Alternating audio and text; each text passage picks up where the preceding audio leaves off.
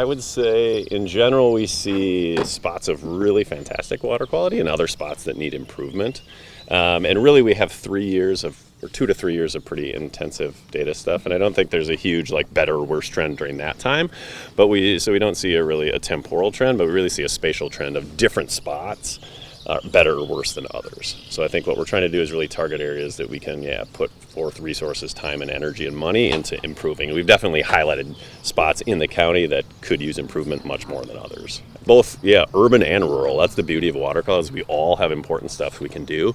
I mean, largely it's what we're putting on our farms, farm fields, our lawns and stuff like that is washing into streams and rivers and stuff like that. So just being very aware of timing of application and proper amounts of application, whether you're urban or rural, is really important.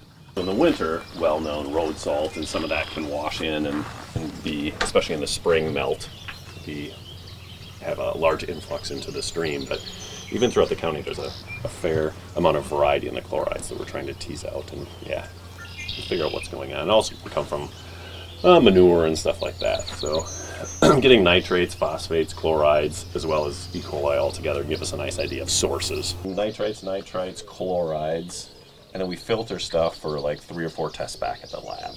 Both Marin and Sean are also in an unrelated project looking at antibiotics in streams and sediment stuff as well. A lot of livestock get antibiotics they're just overprescribed so they stay healthy so they can get their profit from their asset. But with all the antibiotics does end up running off, and if it gets into streams, it could increase the antibiotic concentrations within the streams, and that can just have various issues from having those antibiotics in there. I'm looking at the same 5 antibiotics that Dr. Sinton looked at. So a lot of like sulfa-based antibiotics. Sean's looking at 4 new ones that we haven't observed before, but are still common in antibiotic feeds, I guess, for cattle and swine and chickens. I think Dr. Sinton definitely found a lot of the antibiotics that we were looking for on the Iowa side, so we just wanted to see if the same trend is present in the Wisconsin, Illinois side. And I think this is fun too, so it's a nice way to filter out the samples rather than filtering out back in the lab. So you can just get syringe and then that's a 0.45 micron filter. So it's tiny enough to stop sediment particles and stuff like that. So really we can filter it out in the field rather back in the lab. So you're not having anything precipitate out or losing any sample integrity if you filter it in the field, and then we can just analyze that right back in the lab. In this area with our karst geology, we have a quick time from surface water to drinking water and infiltration. So what we do on our fields and lawns and what goes into our streams can quickly get into drinking waters, especially in rural wells and stuff like that. So there's a quick direct connection. So high levels of nitrates can cause potential cancer issues or blue baby syndrome, or there's a variety of different public health impacts that can come from too much nitrogen.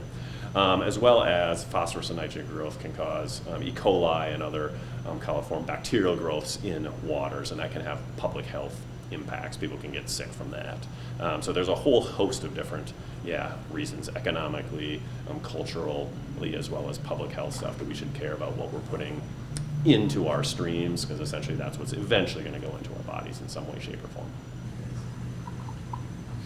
So what we're essentially doing is adding a combined reagent that has molybdenum blue to it. So if there's phosphorus in the sample, it'll combine, the molybdenum blue will combine with the dissolved phosphorus and it'll turn blue color. Okay. And then we're going to put it in the spectrometer here, the black box, and that will just tell us essentially how blue it is. Right? So now what we're doing is once we have these known samples, then we can just take the absorbance of unknowns and say the absorbance is 0.8, and then essentially figure out how much phosphorus is in there. On and off, we've been doing water quality monitoring for 10 years, and then for the past 5, it's been more systematic, and for the past 3 years, we've been doing a good job of working with county and doing it systematically and quarterly and monthly in same spots and stuff like that. So we have 3 years of data that is super fantastic because it's the same spots over and over again, where our 10 years is more of a scatter shot of a variety of different locations that